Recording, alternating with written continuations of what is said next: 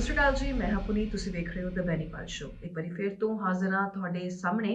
ਹੁਣ ਗੱਲ ਇੱਦਾਂ ਆ ਕਿ ਭਾਵੇਂ ਆ ਗਿਆ ਵੀਕਐਂਡ, ਪਰ ਛੁੱਟੀ ਜਿਹੜੀ ਆ ਕੋਈ ਨਹੀਂ ਹੈਗੀ, ਕਿਉਂਕਿ ਡਿਊਟੀ ਜਿਹੜੀ ਹੈ ਬੈਨੀਪਾਲ ਸਾਹਿਬ ਨੇ ਇਸ ਤਰ੍ਹਾਂ ਦੀ ਲਾਈ ਹੋਈ ਆ ਕਿ ਸ਼ੋਅ ਜਿਹੜਾ ਹੈ ਉਹ ਮਿਸ ਨਹੀਂ ਹੋਣਾ ਚਾਹੀਦਾ ਹੈਗਾ। ਸੋ ਆ ਗਏ ਆ ਤੁਹਾਡੇ ਸਾਹਮਣੇ। ਬਾਹਰ ਵੀ ਕਿਤੇ ਜਾਣਾ ਸੀ, ਹਲਕਾ ਜਿਹਾ ਪਹਿਲਾਂ ਰਿਕਾਰਡ ਕਰਤਾ ਤਾਂ ਕਿ ਬਾਹਰ ਵੀ ਮੈਂ ਜਾ ਸਕਾਂ। ਸ਼ੋਅ ਮਿਸ ਨਹੀਂ ਹੋਣਾ ਚਾਹੀਦਾ। ਖਬਰਾਂ ਜਿਹੜੀਆਂ ਨੇ ਜ਼ਰੂਰੀ ਨੇ ਅੱਜ ਉਹ ਦੱਸਣੀਆਂ, ਤੇ ਇਹਨਾਂ ਖਬਰਾਂ ਤੇ ਪੂਰੇ ਪ੍ਰੋਗਰਾਮ ਦੇ ਵਿੱਚ ਜਿਹੜੀ ਹੈ ਉਹ ਨਜ਼ਰ ਬਣੀ ਰਹੇਗੀ। ਠੰਡ ਦੀ ਸਥਿਤੀ ਜਿਹੜੀ ਆ ਉਹੀ ਸਥਿਤੀ ਹੈਗੀ ਆ ਕਿ ਦਿਨ ਬ ਦਿਨ ਠੰਡ ਵੱਧ ਰਹੀ ਹੈਗੀ ਆ। ਧੁੰਦ ਜਿਹੜੀ ਹੁਣ ਵੱਧ ਰਹੀ ਆ, ਤੇ ਧੁੰਦ ਕਾਰਨ ਹਾਦਸੇ ਵੀ ਜਿਹੜੇ ਨੇ ਇੱਥੇ ਬਹੁਤ ਸਾਰੇ ਹੋ ਰਹੇ ਹੈਗੇ ਆ। ਸੋ ਅੱਜ ਵੀ ਚੌਕਸ ਜਿਹੜਾ ਹੈ ਕੀਤਾ ਗਿਆ ਕਿ ਧਿਆਨ ਨਾਲ ਆਪਣੀ ਰਫ਼ਤਾਰ ਜਿਹੜੀ ਹੈ ਉਹ ਧੀਮੀ ਰੱਖੋ। ਜਿਵੇਂ ਮੈਂ ਬੋਲਦੀ ਹਾਂ ਫਾਸਟ ਫਾਸਟ, ਮੇਰੇ ਵਰਗੀ ਰਫ਼ਤਾਰ ਨਹੀਂ ਰੱਖਣੀ। ਗੱਡੀ ਦੀ ਜਿਹੜੀ ਰਫ਼ਤਾਰ ਹੈਗੀ ਆ ਉਹ ਮੱਧਮ ਰੱਖਣੀ ਹੈਗੀ ਆ। ਸੋ ਅਜਿਹੇ ਵਿੱਚ ਅੱਜ ਇੱਕ ਬੜੀ ਦਿਲਚਸਪ ਗੱਲ ਹੋਈ। ਅਜੇ ਆਪਾਂ ਖਬਰਾਂ ਦਾ ਸਿਲਸਿਲਾ ਸ਼ੁਰੂ ਨਹੀਂ ਕਰ ਰਹੇ, ਪਰ ਕੁਝ ਕੁ ਗੱਲਾਂ ਜਿਵੇਂ ਸ਼ੁਰੂ ਤੋਂ ਵਾਰਮ ਅਪ ਲੈਣਾ ਜ਼ਰੂਰੀ ਹੁੰਦਾ ਨਾ, ਉਹ ਵਾਰਮ ਅਪ ਕਰ ਰਹੇ ਹੈਗੇ ਆ। ਯੂਪੀ ਵਿੱਚ ਨਾ ਅੱਜ ਇੱਕ ਨਾ ਵਿਆਹ ਹੁੰਦਾ ਹੈ, ਤੇ ਵਿਆਹ ਦੇ ਵਿੱਚ ਗਿਫਟ ਪਤਾ ਕੀ ਕੀਤਾ ਜਾਂਦਾ ਹੈ ਪਿਓ ਵੱਲੋਂ ਧੀ ਨੂੰ ਤੇ ਆਪਣੇ ਜਵਾਈ ਨੂੰ? ਬੁਲਡੋਜ਼ਰ। ਬੁਲਡੋਜ਼ਰ ਗਿਫਟ ਕੀਤਾ ਜਾਂਦਾ, ਤੇ ਬੁਲਡੋਜ਼ਰ ਨੂੰ ਜਮਾ ਡੋਲੀ ਵਾਂਗ ਜਿਹੜਾ ਹੈ ਸਜਾ ਦਿੱਤਾ ਜਾਂਦਾ ਹੈਗਾ, ਫੁੱਲਾਂ ਨਾਲ ਤੇ ਉਸਦੇ ਰਿਬਨ ਵਗੈਰਾ ਸਾਰਾ ਕੁਝ ਲਗਾ ਕੇ ਬੁਲਡੋਜ਼ਰ ਜਿਹੜਾ ਹੈ ਉਹ ਗਿਫਟ ਕੀਤਾ ਜਾਂਦਾ ਹੈਗਾ। ਹੁਣ ਸਾਰੇ ਬੜੇ ਹੈਰਾਨ ਕਿ ਇਹ ਬੁਲਡੋਜ਼ਰ ਵਾਲੀ ਗੱਲ ਕੀ ਹੈ। ਚਲੋ, ਜਿਹੜੇ ਯੂਪੀ ਦੇ ਸੀਐਮ ਹੈਗੇ ਨੇ ਯੋਗੀ ਆਦਿੱਤਿਆਨਾਥ, ਉਹਨਾਂ ਨੂੰ ਬੁਲਡੋਜ਼ਰ ਬਾਬਾ ਵੀ ਕਿਹਾ ਜਾਂਦਾ ਹੈ, ਕਿਉਂਕਿ ਉਹ ਇਲੀਗਲ ਇਨਕਰੋਚਮੈਂਟਸ ਦੇ ਪਿੱਛੇ ਪਏ ਰਹਿੰਦੇ ਨੇ, ਤੇ ਕੁਛ ਨਾ ਕੁਛ ਚੀਜ਼ ਜਿਹੜੀ ਹੈ ਤੋੜ ਭੰਨ ਯੂਪੀ ਦੇ ਵਿੱਚ ਹੁੰਦੀ ਰਹਿੰਦੀ ਹੈਗੀ ਆ। ਤਾਂ ਕਰਕੇ ਉਹਨਾਂ ਨੂੰ ਇਸ ਨਾਂ ਦੇ ਨਾਲ ਜਾਣਿਆ ਜਾਂਦਾ ਹੈਗਾ, ਜਿਸ ਨੂੰ ਕਿ ਬਹੁਤ ਸਾਰੇ ਲੋਕ ਬਹੁਤ ਪੋਜ਼ਿਟਿਵਲੀ ਵੀ ਲੈਂਦੇ ਹੈਗੇ ਆ। ਪਰ ਇਸ ਵਿਆਹ ਦੇ ਵਿੱਚ ਬੁਲਡੋਜ਼ਰ ਦੇਣ ਦਾ ਕੀ ਮਤਲਬ? ਜਦੋਂ ਪੁੱਛਤਾਛ ਹੋਈ ਕਿ ਇਹ ਕੀ ਚੱਕਰ ਕੀ ਹੈਗਾ, ਲੋਕੀ ਕਾਰ ਦਿੰਦੇ ਆ, ਮੋਟਰਸਾਈਕਲ ਦਿੰਦੇ ਆ, ਤੁਸੀਂ ਬੁਲਡੋਜ਼ਰ ਕਿਉਂ ਦਿੱਤਾ? ਤੇ ਅੱਗੋਂ ਪਿਓ ਨੇ ਕਿਹਾ ਕਿ ਜੇ ਕੋਈ ਹੋਰ ਚੀਜ਼ ਦਿੰਦੇ ਤਾਂ ਸ਼ਾਇਦ ਉਹਨੇ ਕੰਮ ਨਾ ਆਉਂਦੀ, ਕੋਈ ਹੋਰ ਚੀਜ਼ ਦਿੰਦੇ ਤਾਂ ਉਹ ਰੁਜ਼ਗਾਰ ਨਾ ਦਿੰਦੀ, ਪਰ ਬੁਲਡੋਜ਼ਰ ਜਿਹੜਾ ਹੈ ਕੰਮ ਆਏਗਾ, ਰੁਜ਼ਗਾਰ ਦੇਗਾ। ਸੋ ਦੂਰ ਦੀ ਸੋਚੀ ਉਸ ਪਿਤਾ ਨੇ, ਤੇ ਕੁੜੀ ਤੇ ਜਵਾਈ ਨੂੰ ਗਿਫਟ ਦੇ ਵਿੱਚ ਜਿਹੜਾ ਹੈ ਉਹ ਬੁਲਡੋਜ਼ਰ ਦਿੱਤਾ। ਕਮਾਲ ਦੀ ਗੱਲ ਹੁੰਦੀ ਹੈ, ਅੱਜ ਕੱਲ੍ਹ ਵਿਆਹਾਂ ਨੂੰ ਵੀ ਚਰਚਾਵਾਂ ਦੇ ਵਿੱਚ ਲਿਆਉਣ ਲਈ ਕੁਝ ਅਜਿਹਾ ਕੀਤਾ ਜਾਂਦਾ ਹੈ ਜਿਸ ਨਾਲ ਕਿ ਵਿਆਹ ਜਿਹੜਾ ਹੈ ਉਹ ਸੁਪੀਰੀਅਰ ਲੱਗੇ। ਤੇ ਇਸ ਲਈ ਤੁਹਾਨੂੰ ਬੁਲਡੋਜ਼ਰ ਜਿੰਨੇ ਪੈਸੇ ਦੇਣ ਦੀ ਲੋੜ ਨਹੀਂ। ਮੀਡੀਆ ਉਹ ਵੀ ਵਿਆਹ ਕਵਰ ਕਰਦੀ ਹੈ ਜਿਹੜੇ ਸਾਈਕਲ ਤੇ ਕਰਦੇ ਆ, ਕਿਉਂਕਿ ਉਹ ਇਕੋ ਫਰੈਂਡਲੀ ਵਿਆਹ ਜਿਹੜੇ ਨੇ ਹੋ ਜਾਂਦੇ ਹੈਗੇ ਆ। ਉਹ ਵੀ ਕਵਰ ਕਰਦੇ ਜਿਹੜਾ ਪੈਦਲ ਜਾਂਦੇ ਹੈਗੇ ਆ, ਕੁੜੀ ਨੂੰ ਚੱਕ ਕੇ ਲੈ ਕੇ ਜਾਂਦੇ ਹੈਗੇ ਆ। ਵਿਆਹ ਉਹ ਵੀ ਵਾਇਰਲ ਹੋ ਜਾਂਦੇ ਨੇ ਜਿਨ੍ਹਾਂ ਦੇ ਵਿੱਚ ਹੱਥ ਛੱਡੇ ਜਾਂਦੇ ਆ ਤੇ ਫਿਰ ਦੁਬਾਰਾ ਹੱਥ ਫੜ ਲਏ ਜਾਂਦੇ ਆ। ਸੋ ਵਿਆਹ ਜਿਹੜੇ ਨੇ, ਜਿਹੜੇ ਹੈਲੀਕਾਪਟਰ ਵਾਲੇ ਵਿਆਹ ਜਿਹੜੇ ਨੇ, ਜਿਹੜੀ ਡੋਲੀ ਆਉਂਦੀ ਆ, ਉਹ ਵੀ ਫੇਮਸ ਹੋ ਜਾਂਦੇ ਆ। ਵਿਆਹ ਵੱਖ-ਵੱਖ ਤਰ੍ਹਾਂ ਨਾਲ ਅੱਜ ਕੱਲ੍ਹ ਫੇਮਸ ਹੁੰਦੇ ਆ। ਡੈਸਟੀਨੇਸ਼ਨ ਵੈਡਿੰਗ ਜ਼ਰੂਰੀ ਨਹੀਂ ਕਿ ਤੁਸੀਂ ਲੱਖਾਂ ਰੁਪਏ ਖਰਚਣੇ ਹੈਗੇ ਆ, ਕਰੋੜ ਰੁਪਇਆ ਖਰਚ ਦੇਣਾ ਹੈਗਾ ਤੇ ਉਸ ਤੋਂ ਬਾਅਦ ਹੀ ਤੁਹਾਡਾ ਵਿਆਹ ਜਿਹੜਾ ਹੈ ਉਹ ਵਾਇਰਲ ਹੋ ਸਕਦਾ। ਵਿਆਹ ਨੂੰ ਵਾਇਰਲ ਕਰਨ ਦੇ ਹੋਰ ਵੀ ਬੜੇ ਸਾਰੇ ਤਰੀਕੇ ਹੈਗੇ ਨੇ, ਤੇ ਬਾਕੀ ਬਹੁਤ ਸਾਰੇ ਲੋਕ ਚਾਹੁੰਦੇ ਨਹੀਂ ਹੁੰਦੇ ਵਿਆਹ ਵਾਇਰਲ ਹੋਏ, ਪਰ ਹੋ ਜਾਂਦੇ ਨੇ। ਤੇ ਬਹੁਤ ਸਾਰੇ ਲੋਕ ਕੁਝ ਇਸ ਤਰ੍ਹਾਂ ਦਾ ਕਰਦੇ ਨੇ ਕਿ ਉਹਨਾਂ ਦਾ ਵਿਆਹ ਜਿਹੜਾ ਹੈ ਉਹ ਵਾਇਰਲ ਹੋ ਜਾਏ। ਸੋ ਵਿਆਹ ਦੀਆਂ ਯਾਦਾਂ ਦਿਮਾਗ 'ਚ ਵਾਇਰਲ ਰਹਿਣੀਆਂ ਚਾਹੀਦੀਆਂ ਨੇ, ਜਿਹੜੀਆਂ ਵਿਆਹ ਦੀਆਂ ਯਾਦਾਂ ਹੁੰਦੀਆਂ ਨੇ, ਕਿਉਂਕਿ ਹਰ ਵਿਆਹ ਦੀ ਕੋਈ ਨਾ ਕੋਈ ਯਾਦ ਜਿਹੜੀ ਆ ਹੁੰਦੀ ਹੈਗੀ ਆ। ਤੁਹਾਨੂੰ ਵੀ ਜੇ ਤੁਹਾਡੇ ਵਿਆਹ ਦੀ ਕੋਈ ਯਾਦ ਹੈਗੀ ਆ, ਚੇਤੇ ਹੈਗੀ ਆ, ਤੇ ਕਮੈਂਟ ਬਾਕਸ 'ਚ ਜ਼ਰੂਰ ਲਿਖ ਕੇ ਭੇਜਿਓ ਕਿ ਵਿਆਹ ਜਿਹੜਾ ਹੈ, ਤੁਹਾਡੇ ਵਿਆਹ ਤੇ ਕੁਝ ਅਜਿਹਾ ਖਾਸ ਹੋਇਆ ਸੀ ਜਿਸ ਨੂੰ ਕਿ ਯਾਦ ਕੀਤਾ ਜਾ ਸਕੇ। ਇਸ ਤਰ੍ਹਾਂ ਦੀ ਗੱਲ ਨਹੀਂ ਮੈਂ ਕਹਿ ਰਹੀ ਹੈਗੀ ਵੀ ਕੁਛ ਵਾਇਰਲ ਜਿਵੇਂ ਕਿ ਤੁਸੀਂ ਕੁਛ ਬਹੁਤ ਹੀ ਅਨੋਖਾ ਕੀਤਾ ਹੋਵੇ, ਨਹੀਂ। ਕੋਈ ਗੱਲਬਾਤ ਯਾਦ ਰਹਿ ਜਾਂਦੀ ਹੈ, ਕੋਈ ਜੀਜੇ ਦਾ ਮੂੰਹ ਬਣਿਆ ਯਾਦ ਰਹਿ ਜਾਂਦਾ ਆ, ਕੋਈ ਭੂਆ ਰੁੱਸੀ ਹੋਈ ਯਾਦ ਰਹਿ ਜਾਂਦੀ ਆ। ਸੋ ਕੁਛ ਹੈਗਾ ਇੱਦਾਂ ਦਾ ਤੇ ਜ਼ਰੂਰ ਦੱਸਿਓ। ਇਹ ਖਬਰ ਤੁਹਾਨੂੰ ਮੈਂ ਤਾਂ ਕਰਕੇ ਦੱਸੀ ਕਿਉਂਕਿ ਸੀਰੀਅਸ ਖਬਰਾਂ ਦਾ ਸ਼ੋਅ ਹੈਗਾ। ਮੈਂ ਸ਼ੁਰੂਆਤ ਤਾਂ ਕਰਕੇ ਕੀਤੀ ਕਿ ਸ਼ੁਰੂਆਤ ਆਪਾਂ ਗੱਲਬਾਤ ਜਿਹੜੀ ਹੈ ਇੱਕ ਆਉਂਦਿਆਂ ਤੇ ਇੱਕ ਜਾਂਦਿਆਂ ਇਹ ਦੋ ਚੀਜ਼ਾਂ ਅਸੀਂ ਪੱਕੀਆਂ ਰੱਖਣੀਆਂ ਹੈਗੀਆਂ, ਜਿੰਨੇ ਦੇਰ ਕਿ ਮੈਂ ਹੈਗੀ ਆ, ਕਿ ਆਪਾਂ ਗੱਲਾਂ ਬਾਤਾਂ ਤੇ ਜ਼ਰੂਰ ਜਾਈਏ। ਇੱਕ ਨਿੱਘ ਜਿਹੜਾ ਹੈ ਉਹ ਬਣੇਗਾ, ਤਾਂ ਹੀ ਅੱਗੇ ਖਬਰਾਂ ਦੀ ਜਿਹੜੀ ਹੈ ਸ਼ੁਰੂਆਤ ਹੋ ਸਕਦੀ ਹੈਗੀ ਆ। ਸੋ ਫਿਲਹਾਲ ਆਪਾਂ ਸ਼ੁਰੂ ਕਰਦੇ ਹਾਂ ਅੱਜ ਦਾ ਸ਼ੋਅ, ਦ ਬੈਨੀਪਾਲ ਸ਼ੋਅ। ਨਹੀਂ ਤੇ ਮੈਨੂੰ ਇਦਾਂ ਲੱਗਦਾ ਹੈਗਾ ਕਿ ਜ਼ਿਆਦਾ ਲੇਟ ਖਬਰਾਂ ਹੋਈਆਂ ਤਾਂ ਤੁਸੀਂ ਵੀ ਨਾਰਾਜ਼ ਹੋ ਜਾਣਾ ਹੈਗਾ। ਸੋ ਰੁਕ ਕਰਦੇ ਹਾਂ ਪਹਿਲੀ ਖਬਰ ਦਾ। ਮੂਸੇਵਾਲਾ ਕਤਲ ਦਾ ਮਾਸਟਰਮਾਈਂਡ ਗੋਲਡੀ ਬਰਾੜ, ਉਸ ਦੀ ਗ੍ਰਿਫਤਾਰੀ ਨੂੰ ਲੈ ਕੇ ਅਜੇ ਤੱਕ, ਉਸ ਦੇ ਡਿਟੇਨ ਹੋਣ ਨੂੰ ਲੈ ਕੇ ਅਜੇ ਤੱਕ ਸਸਪੈਂਸ ਜਿਹੜਾ ਹੈ ਬਰਕਰਾਰ ਹੈ। ਪਹਿਲਾਂ ਤੁਹਾਨੂੰ ਸੀਐਮ ਮਾਨ ਦੀ ਸਟੇਟਮੈਂਟ ਯਾਦ ਹੋਏਗੀ, ਜਿਸ 'ਚ ਸੀਐਮ ਮਾਨ ਨੇ ਕਿਹਾ ਸੀ ਕਿ ਮੈਂ being head of the state ਜਿਹੜਾ ਹੈ ਉਹ ਤੁਹਾਨੂੰ ਦੱਸ ਰਿਹਾ ਹੈਗਾ ਕਿ ਉਹ ਫੜਿਆ ਗਿਆ, ਉਸ ਨੂੰ ਡਿਟੇਨ ਜਿਹੜਾ ਹੈ ਉਹ ਕਰ ਲਿਆ ਗਿਆ, ਅਮਰੀਕਾ ਦੇ ਵਿੱਚ ਉਸ ਨੂੰ ਡਿਟੇਨ ਜਿਹੜਾ ਹੈ ਉਹ ਕਰ ਲਿਆ ਗਿਆ। ਪਰ ਫਿਰ ਉਸ ਤੋਂ ਬਾਅਦ ਸਥਿਤੀ ਜਿਹੜੀ ਹੈ ਉਹ ਬਦਲਦੀ ਹੈ। ਸਥਿਤੀ ਕਿਵੇਂ ਬਦਲਦੀ ਹੈ? ਇੱਕ ਸੀਨੀਅਰ ਪੱਤਰਕਾਰ ਨੂੰ ਫੋਨ ਆਉਂਦਾ ਹੈਗਾ, फ़ोन आਉਂਦਾ ਤੇ ਉਹ ਜਿਹੜਾ फ़ोन ਕਰਨ ਵਾਲਾ ਬੰਦਾ ਆ, ਉਹ ਖੁਦ ਨੂੰ ਗੋਲਡੀ ਬਰਾੜ ਕਹਿੰਦਾ ਆ। ਉਹ ਕਹਿੰਦਾ ਆ ਕਿ ਕੈਨੇਡਾ ਤੇ ਅਮਰੀਕਾ ਤੇ ਆਪਾਂ ਬਹੁਤ ਦੇਰ ਪਹਿਲਾਂ ਦਾ ਛੱਡ ਚੁੱਕੇ ਹੈਗੇ ਆ ਤੇ ਸਾਨੂੰ ਕੌਣ ਫੜੇ? ਸਾਨੂੰ ਕੋਈ ਨਹੀਂ ਫੜ ਸਕਦਾ ਹੈਗਾ। ਸਾਨੂੰ ਸਾਡੇ ਕੋਲ ਹਮੇਸ਼ਾ ਹਥਿਆਰ ਹੁੰਦੇ ਨੇ। ਆਪਾਂ ਮਰਦੇ ਮਰ ਜਾਾਂਗੇ, ਪਰ ਅਸੀਂ ਕਿਸੇ ਦੇ ਹੱਥ ਨਹੀਂ ਆਉਂਦੇ ਹੈਗੇ। ਘੱਟੋ ਘੱਟ ਪੁਲਿਸ ਦੇ ਹੱਥ ਤਾਂ ਬਿਲਕੁਲ ਹੀ ਨਹੀਂ ਆਉਂਦੇ ਹੈਗੇ। ਇਹ ਸਾਰੀਆਂ ਗੱਲਾਂ ਜਿਹੜੀਆਂ ਕਹੀਆਂ ਸੀ, ਜਿਹੜਾ ਦਾਅਵਾ ਕਰ ਰਿਹਾ ਸੀ ਮੈਂ ਗੋਲਡੀ ਬਰਾੜ ਬੋਲ ਰਿਹਾ, ਉਹਨੇ ਕਹੀਆਂ ਸੀ ਇੱਕ ਸੀਨੀਅਰ ਪੱਤਰਕਾਰ ਨੂੰ। ਸੋ ਇਹ ਗੱਲਾਂ ਹੋਣ ਦੇ ਬਾਅਦ ਜਿਹੜਾ ਹੈ ਇਹ ਜਦੋਂ ਹੁੰਦੀਆਂ ਹੈਗੀਆਂ, ਫਿਰ ਜਿਹੜੀ ਸੀਐਮ ਮਾਨ ਨੇ ਸਟੇਟਮੈਂਟ ਕਹੀ ਸੀ, ਉਸ ਦੇ ਉੱਪਰ ਸਵਾਲੀਆ ਨਿਸ਼ਾਨ ਜਿਹੜੇ ਨੇ ਉਹ ਲੱਗਣੇ ਸ਼ੁਰੂ ਹੋ ਜਾਂਦੇ ਨੇ। ਤੇ ਜਦੋਂ ਬਾਅਦ ਚ ਉਹਨਾਂ ਤੋਂ ਪੁੱਛਿਆ ਵੀ ਕਿ ਕੀ ਗੱਲ ਬਣੀ, ਤੁਸੀਂ ਕਿਹਾ ਸੀ ਕਿ ਉਹ ਫੜਿਆ ਗਿਆ, ਹੁਣ ਉਸ ਤੇ ਫਿਰ ਤੋਂ ਕੁਐਸਚਨ ਮਾਰਕਸ ਲੱਗਣੇ ਸ਼ੁਰੂ ਹੋ ਗਏ ਨੇ ਤੇ ਇਸ ਤੇ ਸੀਐਮ ਮਾਨ ਜਿਹੜਾ ਜਵਾਬ ਨਹੀਂ ਦਿੰਦੇ। ਪਰ ਅੱਜ ਜਿਹੜਾ ਹੈ ਜਵਾਬ ਆਇਆ ਹੈਗਾ। ਸੀਐਮ ਮਾਨ ਨੇ ਕਿਹਾ ਹੈ ਕਿ ਗੋਲਡੀ ਬਰਾੜ ਦੀ ਡਿਟੇਨਿੰਗ ਨੂੰ ਲੈ ਕੇ, ਉਸ ਦੇ ਹਿਰਾਸਤ ਵਿੱਚ ਹੋਣ ਨੂੰ ਲੈ ਕੇ, ਇਹ ਜਿਹੜਾ ਪੂਰਾ ਦਾ ਪੂਰਾ ਮਾਮਲਾ ਹੈ ਟੌਪ ਸੀਕ੍ਰੇਟ ਬਣ ਗਿਆ ਹੈਗਾ। ਕਹਿੰਦੇ ਕਿ ਅਜੇ ਤੱਕ ਅਸੀਂ ਜਿਹੜਾ ਹੈ FBI ਨਾਲ ਸੰਪਰਕ ਸਾਧ ਰਹੇ ਹਾਂ, ਕੋਸ਼ਿਸ਼ ਵਿੱਚ ਹੈਗੇ ਆ ਤਾਂ ਕਿ ਸਾਨੂੰ ਪੂਰੀ ਤੇ ਪੂਰੀ ਅਪਡੇਟ ਮਿਲਦੀ ਰਹੇ। ਪਰ ਖਬਰਾਂ ਇਹੀ ਨਿਕਲ ਕੇ ਸਾਹਮਣੇ ਆ ਰਹੀਆਂ ਕਿ ਗੋਲਡੀ ਬਰਾੜ ਜਿਹੜਾ ਹੈ ਉਹ ਅਮਰੀਕਾ ਦੇ ਵਿੱਚ ਹਿਰਾਸਤ ਵਿੱਚ ਹੀ ਹੈ, ਜਦਕਿ ਗੋਲਡੀ ਬਰਾੜ ਨੇ ਉਸ ਪੱਤਰਕਾਰ ਨੂੰ ਕਿਹਾ ਸੀ ਕਿ ਅਮਰੀਕਾ ਤੇ ਕੈਨੇਡਾ ਦਾ ਅਸੀਂ ਕਿੰਨੀ ਦੇਰ ਪਹਿਲਾਂ ਛੱਡ ਚੁੱਕੇ ਹਾਂ।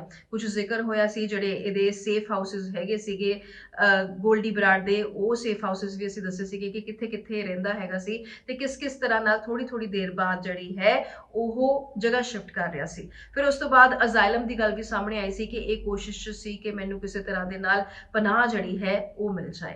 ਪਰ ਹੁਣ ਜਦੋਂ ਸੀਐਮ ਮਾਨ ਨੇ ਇੰਨੀ ਗੱਲ ਕਹਿ ਦਿੱਤੀ ਕਿ ਉਹ ਵੀ ਸ਼ੋਰ ਨਹੀਂ ਨੇ, ਇਸ ਦਾ ਮਤਲਬ ਇਹੀ ਨਿਕਲਦਾ, ਹਾਲਾਂਕਿ ਉਹਨਾਂ ਨੇ ਐਜ਼ ਇਟ ਇਜ਼ ਸਟੇਟਮੈਂਟ ਨਹੀਂ ਕਹੀ ਕਿ ਮੈਂ ਸ਼ੋਰ ਨਹੀਂ ਹਾਂ, ਪਰ ਉਹਨਾਂ ਨੇ ਇਹ ਗੱਲ ਜ਼ਰੂਰ ਕਹੀ ਹੈ ਕਿ ਗੋਲਡੀ ਬਰਾੜ ਵਾਲਾ ਜਿਹੜਾ ਕੇਸ ਹੈ, ਜਿਹੜਾ ਸਿੱਧੂ ਮੂਸੇਵਾਲਾ ਦੇ ਮਾਸਟਰਮਾਈਂਡ ਵਾਲਾ ਕੇਸ ਹੈ, ਗੋਲਡੀ ਬਰਾੜ ਵਾਲਾ ਕੇਸ ਹੈ, ਉਹ ਇੱਕ ਟੌਪ ਸੀਕ੍ਰੇਟ ਬਣਦਾ ਜਾ ਰਿਹਾ ਹੈ। ਯਾਨੀ ਕਿ ਕਿਸੇ ਨੂੰ ਪਤਾ ਨਹੀਂ ਲੱਗ ਰਿਹਾ ਹੈਗਾ। ਹਾਲਾਂਕਿ ਜਿਹੜੀ ਦਿੱਲੀ ਪੁਲਿਸ ਵੀ ਹੈਗੀ ਆ, ਜਿਹੜੀਆਂ ਕੇਂਦਰੀ ਏਜੰਸੀਆਂ ਵੀ ਹੈਗੀਆਂ, ਉਹ ਸਾਰੇ ਲਿੰਕ 'ਚ ਹੈਗੀਆਂ FBI ਦੇ, ਤੇ ਹਰ ਚੀਜ਼ ਜਿਹੜੀ ਹੈ ਉੱਥੋਂ ਪਤਾ ਕਰਨ ਦੀ ਕੋਸ਼ਿਸ਼ ਕੀਤੀ ਜਾ ਰਹੀ ਹੈਗੀ ਆ। ਪਰ ਜੇ ਕੁਝ ਲੁਕਾਇਆ ਵੀ ਜਾ ਰਿਹਾ ਹੈ ਤੇ ਵਾਕਈ ਜਿਹੜਾ ਹੈਡ ਆਫ ਦਾ ਸਟੇਟ ਹੈ ਉਸ ਨੂੰ ਤਾਂ ਪਤਾ ਹੀ ਹੋਏਗਾ। ਜੇ ਉਹਨਾਂ ਨੂੰ ਨਹੀਂ ਪਤਾ ਤੇ ਇਹਦਾ ਮਤਲਬ ਇਹ ਵੀ ਕੱਢਿਆ ਜਾ ਸਕਦਾ ਹੈਗਾ ਕਿ ਟੌਪ ਸੀਕ੍ਰੇਟ ਇਹ ਹੈ ਕਿ ਉਹ ਅਜੇ ਤੱਕ ਫੜਿਆ ਨਹੀਂ ਗਿਆ, ਜਾਂ ਸੀਕ੍ਰੇਟ ਚੋਂ ਇਹ ਨਿਕਲ ਕੇ ਸਾਹਮਣੇ ਆਉਂਦਾ ਹੈਗਾ ਕਿ ਫੜ ਲਿਆ ਗਿਆ ਪਰ ਅਜੇ ਤੱਕ ਕਿਸੇ ਨੂੰ ਇਸ ਬਾਬਤ ਜਾਣਕਾਰੀ ਦੇਣੀ ਨਹੀਂ।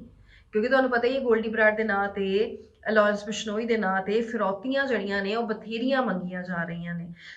ਅਜੇ ਤੱਕ ਜਿਹੜੀਆਂ ਜਦੋਂ ਵੀ ਕਿਸੇ ਤੇ ਗੋਲੀਆਂ ਵਰਾਈਆਂ ਜਾਂਦੀਆਂ, ਕਿਸੇ ਤੇ ਵਪਾਰੀਆਂ ਤੇ ਗੋਲੀਆਂ ਵਰਾਈਆਂ ਜਾਂਦੀਆਂ, ਜਾਂ ਫਿਰ ਕੋਈ ਹੋਰ ਵੱਡੀ ਘਟਨਾ ਨੂੰ ਅੰਜਾਮ ਦਿੱਤਾ ਜਾਂਦਾ, ਉਸ ਤੋਂ ਬਾਅਦ ਸਿੱਧਾ ਬੋਲ ਤੇ ਪਾ ਕੇ ਜ਼ਿੰਮੇਵਾਰੀ ਲੈ ਲਈ ਜਾਂਦੀ ਹੈ ਕਿ ਹਾਂ ਜੀ ਅਸੀਂ ਕੀਤਾ ਹੈਗਾ। ਤੇ ਗੋਲਡੀ ਬਰਾੜ ਦੇ ਨਾਂ ਤੇ ਫਿਰੌਤੀਆਂ ਵੀ ਬਥੇਰੀਆਂ ਜਿਹੜੀਆਂ ਨੇ ਉਹ ਮੰਗੀਆਂ ਜਾਂਦੀਆਂ ਨੇ। ਹੁਣ ਗੋਲਡੀ ਬਰਾੜ ਹੈ ਜਾਂ ਨਹੀਂ ਹੈ ਅਸੀਂ ਨਹੀਂ ਕਹਿ ਸਕਦੇ, ਪਰ ਗੋਲਡੀ ਬਰਾੜ ਦੇ ਨਾਂ ਤੇ ਫਿਰੌਤੀਆਂ ਮੰਗੀਆਂ ਜਾਂਦੀਆਂ ਨੇ। ਇੱਕ ਗੱਲ ਗੋਲਡੀ ਬਰਾੜ ਨੇ ਕਹੀ ਸੀ ਜਿਸ ਤੋਂ ਕਿ ਬਹੁਤ ਸਾਰੇ ਲੋਕਾਂ ਨੇ ਕਿਹਾ ਸੀਗਾ ਕਿ ਗੋਲਡੀ ਬਰਾੜ ਦੇ ਸਿੱਧੂ ਮੂਸੇਵਾਲੇ ਨਾਲ ਹੋਰ ਤਰ੍ਹਾਂ ਦੀ ਦੁਸ਼ਮਣੀ ਹੋ ਸਕਦੀ ਹੈਗੀ ਆ, ਪਰ ਪੈਸੇ ਦੀ ਜਿਹੜੀ ਗੱਲ ਹੈ ਉਹ ਨਹੀਂ ਹੋ ਸਕਦੀ ਹੈਗੀ। ਕਿਉਂਕਿ ਇੱਕ ਵੀਡੀਓ ਜਿਹੜੀ ਕਿ ਬਾਅਦ ਚ ਇਹ ਵੀ ਕਿਹਾ ਗਿਆ ਸੀਗਾ ਕਿ ਵੀ ਇਹੀ ਹੈ ਗੋਲਡੀ ਬਰਾੜ, ਵਾਕਈ ਗੋਲਡੀ ਬਰਾੜ ਦੀ ਵੀਡੀਓ ਹੈ, ਜਿਸ ਦੇ ਵਿੱਚ ਇਹ ਕਿਹਾ ਗਿਆ ਸੀ ਕਿ ਅਸੀਂ ਪੈਸੇ ਪਿੱਛੇ ਸਿੱਧੂ ਨੂੰ ਨਹੀਂ ਮਾਰਿਆ, ਪੈਸੇ ਪਿੱਛੇ ਨਹੀਂ ਅਸੀਂ ਭੱਜਦੇ ਹੈਗੇ, ਤੇ ਨਾ ਹੀ ਅਸੀਂ ਇਹ ਲੱਖ ਲੱਖ 2-2 ਲੱਖ ਦੀਆਂ ਫਿਰੌਤੀਆਂ ਦੇ ਪਿੱਛੇ ਭੱਜਦੇ ਹੈਗੇ ਆ, ਇਹ ਸਾਡਾ ਕੰਮ ਨਹੀਂ ਹੈਗਾ। ਪਰ ਉਸ ਤੋਂ ਬਾਅਦ ਜਦੋਂ ਗੋਲਡੀ ਬਰਾੜ ਦੇ ਨਾਂ ਤੋਂ ਫਿਰੌਤੀਆਂ ਮੰਗੀਆਂ ਜਾਂਦੀਆਂ ਨੇ, ਉਹ ਕੌਣ ਹੈ ਫਿਰ ਜਿਹੜਾ ਫਿਰੌਤੀਆਂ ਮੰਗ ਰਿਹਾ ਹੈ, ਜਾਂ ਫਿਰ ਉਹ ਵਾਕਈ ਗੋਲਡੀ ਬਰਾੜ ਹੀ ਹੈ।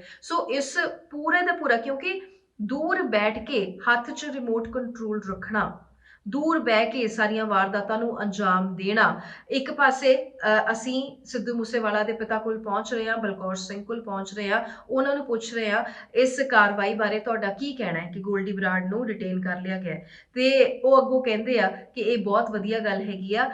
ਉਹਨਾਂ ਦੀ ਉਮੀਦ ਜਿਹੜੀ ਹੈ ਇੱਕ ਤਰੀਕੇ ਦੀ ਸ਼ਾਂਤ ਹੁੰਦੀ ਹੈ, ਪਰ ਥੋੜੀ ਦੇਰ ਬਾਅਦ ਫਿਰ ਤੋਂ ਜਿਵੇਂ ਖੇਡ ਚੱਲ ਰਹੀ ਹੁੰਦੀ ਆ, ਕੁਐਸਚਨ ਮਾਰਕ ਜਿਹੜੇ ਨੇ ਉਹ ਫਿਰ ਤੋਂ ਸ਼ੁਰੂ ਹੋ ਜਾਂਦੇ ਨੇ ਕਿ ਗੋਲਡੀ ਬਰਾੜ ਫੜਿਆ ਗਿਆ ਜਾਂ ਫਿਰ ਨਹੀਂ ਫੜਿਆ ਗਿਆ। ਸੋ ਹੁਣ ਭਗਵੰਤ ਮਾਨ ਨੇ ਵੀ, ਸੀਐਮ ਮਾਨ ਨੇ ਵੀ ਇਹ ਕਹਿ ਦਿੱਤਾ ਕਿ ਇਹ ਤਾਂ ਇੱਕ ਸੀਕ੍ਰੇਟ ਹੈ, ਟੌਪ ਸੀਕ੍ਰੇਟ ਹੈ। ਉਧਰ ਲਾਰੈਂਸ ਬਿਸ਼ਨੋਈ ਨੂੰ ਅੱਜ ਮੋਹਾਲੀ ਅਦਾਲਤ ਵਿੱਚ ਪੇਸ਼ ਕੀਤਾ ਗਿਆ ਤੇ 2 ਦਿਨ ਦਾ ਰਿਮਾਂਡ ਜਿਹੜਾ ਹੈ ਉਹ ਪੁਲਿਸ ਨੂੰ ਮਿਲਿਆ ਹੈਗਾ। ਸੋ ਅਜਿਹੇ ਵਿੱਚ ਇਹ ਜਿਹੜਾ ਮਾਮਲਾ ਹੈ ਇਹ ਸਿੱਧੂ ਮੂਸੇਵਾਲੇ ਨਾਲ ਲਿੰਕ ਰੱਖਦਾ ਹੋਇਆ ਮਾਮਲਾ ਨਹੀਂ ਹੈ, ਇਹ ਇੱਕ ਕਲੱਬ ਮਾਲਕ ਨਾਲ ਲਿੰਕ ਰੱਖਦਾ ਹੋਇਆ ਮਾਮਲਾ ਹੈ। ਕਲੱਬ ਮਾਲਿਕ ਜਿਹੜਾ ਹੈ ਉਸ ਤੋਂ ਫਿਰੌਤੀ ਮੰਗਣ ਤੇ ਗੋਲੀਬਾਰੀ ਕਰਨ ਦਾ ਇਹ ਮਾਮਲਾ ਜਿਹੜਾ ਹੈ ਉਹ ਵਾਲਾ ਹੈ, ਜਿਸ ਤੇ ਕਿ 2 ਦਿਨ ਦਾ ਰਿਮਾਂਡ ਜਿਹੜਾ ਉਹ ਮਿਲ ਗਿਆ ਹੈਗਾ। ਇਹ ਤਾਂ ਖਬਰ ਹੋ ਗਈ, ਲੇਕਿਨ ਜਿਹੜੀ ਗੱਲ ਮੈਂ ਕਰਨਾ ਚਾਹੁੰਦੀ ਸੀਗੀ, ਭਾਵੇਂ ਇਹ ਖਬਰ ਮੈਂ ਸਕਿਪ ਵੀ ਕਰ ਜਾਂਦੀ, ਕਿਉਂਕਿ ਲਾਰੈਂਸ ਦਾ ਰਿਮਾਂਡ ਕਦੀ ਇੱਥੇ, ਕਦੀ ਇਸ ਕੇਸ 'ਚ, ਕਦੀ ਉਸ ਕੇਸ 'ਚ, ਹੁਣ ਤਾਂ ਜੀ ਨਹੀਂ ਕਰਦਾ ਹੈਗਾ ਕਿ ਇਸ ਬਾਬਤ ਕੋਈ ਖਬਰ ਵੀ ਜਿਹੜੀ ਹੈ ਉਹ ਕਰੀਏ। ਪਰ ਜਿਹੜੀ ਮੇਨ ਚੀਜ਼ ਤੁਹਾਨੂੰ ਦੱਸਣਾ ਚਾਹੁੰਦੀ ਸੀਗੀ, ਧੜੱਲਾ ਦੇਖੋ ਕਿ ਜਦੋਂ ਅੱਜ ਲਾਰੈਂਸ ਬਿਸ਼ਨੋਈ ਪੇਸ਼ੀ ਦੇ ਉੱਤੇ ਆਉਂਦਾ ਹੈਗਾ, ਤਾਂ ਉਸਨੇ ਜਿਹੜੀ ਟੀ-ਸ਼ਰਟ ਪਾਈ ਹੁੰਦੀ ਆ, ਉਹ ਸ਼ਹੀਦ ਭਗਤ ਸਿੰਘ ਵਾਲੀ ਟੀ-ਸ਼ਰਟ ਪਾਈ ਹੁੰਦੀ ਆ। ਇਹਨਾਂ ਨੂੰ ਇਹ ਲੱਗਦਾ ਹੈਗਾ ਕਿ ਸ਼ਹੀਦ ਭਗਤ ਸਿੰਘ ਦੇ ਫਲਸਫੇ ਨੂੰ ਫੋਲੋ ਕਰਦੇ ਹੈਗੇ ਆ। ਇਹਨਾਂ ਨੂੰ ਇਹ ਲੱਗਦਾ ਹੈਗਾ ਕਿ ਜੋ ਕੁਝ ਕਰ ਰਹੇ ਹੈਗੇ ਆ, ਇਹ ਉਸ ਦੀਆਂ ਰਾਹਾਂ ਤੇ ਤੁਰ ਰਹੇ ਹੈਗੇ ਆ। ਇਹ ਆਪਣੇ ਆਪ ਨੂੰ ਸ਼ਹੀਦ ਆਜ਼ਮ ਦਾ ਫੈਨ ਮੰਨਦੇ ਹੈਗੇ ਆ, ਤੇ ਉਹਨਾਂ ਦੀ ਪਤਾ ਨਹੀਂ ਕਿਹੜੇ ਕਦਮਾਂ ਤੇ ਜਿਹੜੇ ਆ ਤੁਰ ਰਹੇ ਹੈਗੇ। ਇਹਨਾਂ ਨੂੰ ਲੱਗਦਾ ਹੈਗਾ ਕਿ ਅਸੀਂ ਜਿਹੜੇ ਹਾਂ, ਅਸੀਂ ਉਹ ਵੀ ਉੱਦਾਂ ਦੇ ਹੀ ਮਹਾਨ ਹੋ ਜਾਾਂਗੇ, ਵੀ ਕੱਲ ਨੂੰ ਸਾਨੂੰ ਗੋਲੀ ਵੀ ਵੱਜੇਗੀ, ਕੱਲ ਨੂੰ ਸਾਨੂੰ ਫਾਂਸੀ ਵੀ ਲੱਗੇਗੀ, ਤੇ ਸਾਨੂੰ ਵੀ ਸ਼ਹੀਦ ਭਗਤ ਸਿੰਘ ਦੀ ਤਰ੍ਹਾਂ ਯਾਦ ਕੀਤਾ ਜਾਏਗਾ। ਇਹ ਜਿਹੜੇ ਭੁਲੇਖੇ ਹੈਗੇ ਆ, ਇਹ ਕੱਢ ਦੇਣੇ ਚਾਹੀਦੇ। ਜਦੋਂ ਤੁਸੀਂ ਕੁੱਖਾਂ ਉਜਾੜ ਰਹੇ ਹੋ ਨਾ, ਜਦੋਂ ਤੁਸੀਂ ਮਾਵਾਂ ਦੇ ਪੁੱਤਾਂ ਨੂੰ ਮਾਰ ਰਹੇ ਹੈਗੇ ਹੋ, ਜਦੋਂ ਤੁਸੀਂ ਪੂਰੇ ਦੇ ਪੂਰੇ ਟੱਬਰ ਖਾਲੀ ਕਰ ਰਹੇ ਹੈਗੇ ਹੋ, ਉਦੋਂ ਤੁਸੀਂ ਕਿਸੇ ਵੀ ਤਰੀਕੇ ਦੇ ਨਾਲ ਭਗਤ ਸਿੰਘ ਨਹੀਂ ਹੋ ਸਕਦੇ, ਤੁਸੀਂ ਭਗਤ ਹੋ ਹੀ ਨਹੀਂ ਸਕਦੇ। ਉਹਦਾ ਤੇ ਲਾਰੈਂਸ ਬਾਰੇ ਇਹ ਵੀ ਸੀਗਾ ਕਿ ਉਹ ਹਨੂੰਮਾਨ ਚਾਲੀਸਾ ਜਿਹੜੀ ਹੈ ਉਹ ਨਿਰੰਤਰ ਪੜ੍ਹਦਾ ਹੈਗਾ, ਰੈਗੂਲਰ ਪੜ੍ਹਦਾ ਹੈਗਾ, ਹਨੂੰਮਾਨ ਜੀ ਦਾ ਭਗਤ ਹੈਗਾ। ਜਦੋਂ ਵੀ ਕੋਈ ਪੋਸਟ ਆਉਂਦੀ, ਰਾਮ ਰਾਮ ਜੀ ਤੇ ਹਨੂੰਮਾਨ ਦਾ ਨਾਮ ਦੇ ਸਾਰਾ ਕੁਝ ਜਿਹੜਾ ਹੈ ਉਹ ਆਉਂਦਾ ਹੈਗਾ। ਪਰ ਇਸ ਦਾ ਮਤਲਬ ਇਹ ਨਹੀਂ ਕਿ ਇਸ ਦੇ ਨਾਲ ਤੁਹਾਡਾ ਸਟੇਟਸ ਜਿਹੜਾ ਹੈ ਉਹ ਬਦਲ ਜਾਂਦਾ ਹੈਗਾ। ਇਸ ਦਾ ਮਤਲਬ ਇਹ ਨਹੀਂ ਕਿ ਤੁਹਾਨੂੰ ਦੁਨੀਆ ਜਿਹੜੀ ਹੈ ਹੋਰ ਨਜ਼ਰੀਏ ਨਾਲ ਦੇਖਣਾ ਸ਼ੁਰੂ ਕਰ ਦੇਗੀ। ਬੇਇਨਸਾਫੀਆਂ, ਨਾਇਨਸਾਫੀਆਂ ਬਹੁਤ ਸਾਰੇ ਲੋਕਾਂ ਨਾਲ ਹੁੰਦੀਆਂ ਨੇ, ਪਰ ਜੇ ਸਾਰੇ ਫਿਰੌਤੀਆਂ ਮੰਗਣੀਆਂ ਸ਼ੁਰੂ ਕਰ ਦੇਣ, ਫਿਰੌਤੀਆਂ ਦੇ ਪਿੱਛੇ ਤੁਹਾਡੀ ਕੀ ਮਜਬੂਰੀ ਹੋ ਸਕਦੀ ਹੈਗੀ ਹੈ, ਜਦੋਂ ਪੂਰੇ ਦੇ ਪੂਰੇ ਟੱਬਰ ਪੂਰੀ ਜ਼ਿੰਦਗੀ ਰੋਣ ਲਾ ਦਿੰਦੇ ਹੋ, ਜਦੋਂ ਸਾਰਾ ਕੁਝ ਖਾਲੀ ਕਰ ਜਾਂਦੇ ਹੋ, ਜਦੋਂ ਫਿਰ ਇਹ ਸਮਝਦੇ ਹੋ ਕਿ ਤੁਹਾਡੇ ਕਰਕੇ ਜਿਹੜਾ ਹੈ ਉਹ ਜੋ ਇਨਸਾਫ ਮਿਲ ਰਿਹਾ ਹੈਗਾ ਤੇ ਦੁਨੀਆ ਸਾਫ਼ ਹੋ ਰਹੀ ਹੈਗੀ ਆ, ਜਦੋਂ ਅਜਿਹੀਆਂ ਗਲਤ ਫਹਿਮੀਆਂ ਨੂੰ ਕੈਰੀ ਕਰਦੇ ਹੋ, ਤਾਂ ਫਿਰ ਇਹ ਸੁਣ ਲਓ ਕਿ ਜੇ ਇੱਕ ਟੀ-ਸ਼ਰਟ ਪਾਉਣ ਦੇ ਨਾਲ ਤੁਸੀਂ ਆਪਣੇ ਵਤੀਰੇ ਦਾ ਕੋਈ ਸਬੂਤ ਦੇ ਰਹੇ ਹੋ, ਜਾਂ ਆਪਣੀ ਨੇਚਰ ਦਾ ਕੋਈ ਸਬੂਤ ਦੇ ਰਹੇ ਹੋ, ਜਾਂ ਆਪਣੇ ਕਦਮਾਂ ਦਾ ਕੋਈ ਸਬੂਤ ਦੇ ਰਹੇ ਹੋ, ਤੇ ਇਹ ਸਬੂਤ ਜਿਹੜਾ ਹੈ ਕੋਈ ਨਹੀਂ ਲੈ ਰਿਹਾ ਹੈਗਾ। ਸੋ ਕੁਝ ਗੱਲਾਂ ਜਿਹੜੀਆਂ ਨੇ ਉਹ ਸਮਝਣੀਆਂ ਬਹੁਤ ਜ਼ਿਆਦਾ ਜ਼ਰੂਰੀ ਹੁੰਦੀਆਂ ਨੇ। ਉਧਰ ਅੱਜ ਗੋਲੀਆਂ ਨਾਲ ਭੁੰਨੀ ਹੋਈ ਮੂਸੇਵਾਲਾ ਦੀ ਲਾਸਟ ਰਾਈਡ, ਉਸਦੀ ਥਾਰ ਜਿਹੜੀ ਹੈ, ਜਿਸ ਤੇ ਕਿ ਗੋਲੀਆਂ ਵੱਜੀਆਂ ਸਨ, ਜਿਸ ਅੰਦਰ ਕਿ ਗੋਲੀਆਂ ਵਰਾਈਆਂ ਗਈਆਂ ਸਨ, ਅੰਦਰ ਬਾਹਰ ਹਰ ਕਿਤੇ ਗੋਲੀਆਂ ਵਰਾਈਆਂ ਗਈਆਂ ਸਨ। ਸਿੱਧੂ ਮੂਸੇਵਾਲੇ ਨੂੰ ਜਿਸ 'ਚ ਮਾਰ ਦਿੱਤਾ ਗਿਆ ਸੀ, ਉਹ ਗੱਡੀ ਜਿਹੜੀ ਅੱਜ ਜਦੋਂ ਘਰ ਪਹੁੰਚੀ ਤੇ ਮਾਹੌਲ ਜਿਹੜਾ ਹੈ ਉਹ ਬੇਹੱਦ ਭਾਵੁਕ ਹੋ ਗਿਆ। ਪਿਤਾ ਬਲਕੌਰ ਸਿੰਘ ਵੇਖੇ ਨਹੀਂ ਸੀ ਜਾਂਦੇ। ਜ਼ਾਹਰ ਤੌਰ ਤੇ ਇਹੀ ਉਹ ਗੱਡੀ ਸੀ ਜਿਸ ਦੇ ਵਿੱਚ ਮੂਸੇਵਾਲਾ ਨੇ ਆਪਣੀ ਲਾਸਟ ਰਾਈਡ ਲਈ ਸੀ। ਤੇ ਉਸ ਤੋਂ ਬਾਅਦ ਜਦੋਂ ਅੱਜ ਉਹ ਘਰ ਪਹੁੰਚੀ, ਕਿਉਂਕਿ ਫਾਰਮੈਲਿਟੀਜ਼ ਹੁੰਦੀਆਂ ਨੇ, ਪਹਿਲਾਂ ਬਥੇਰੀਆਂ ਜਾਂਚਾਂ ਹੁੰਦੀਆਂ ਨੇ, ਫੋਰੈਂਸਿਕ ਜਾਂਚ ਹੁੰਦੀ ਆ, ਥਾਣੇ ਦੇ ਅੰਦਰ ਗੱਡੀ ਖੜੀ ਸੀ, ਕਿੰਨੀਆਂ ਗੋਲੀਆਂ, ਕਿਹੜੇ ਇਸ 'ਚ ਹਥਿਆਰ ਯੂਜ਼ ਕੀਤੇ ਗਏ, ਜਿਹੜੇ ਵਿੱਚ ਹੋਲਸ ਹੈਗੇ ਨੇ ਉਹ ਕਿੰਨੇ ਡੂੰਘੇ ਹੈਗੇ ਨੇ, ਸਾਰੀਆਂ ਚੀਜ਼ਾਂ ਜਿਹੜੀਆਂ ਨੇ ਉਹ ਦੇਖਣੀਆਂ ਹੁੰਦੀਆਂ ਨੇ।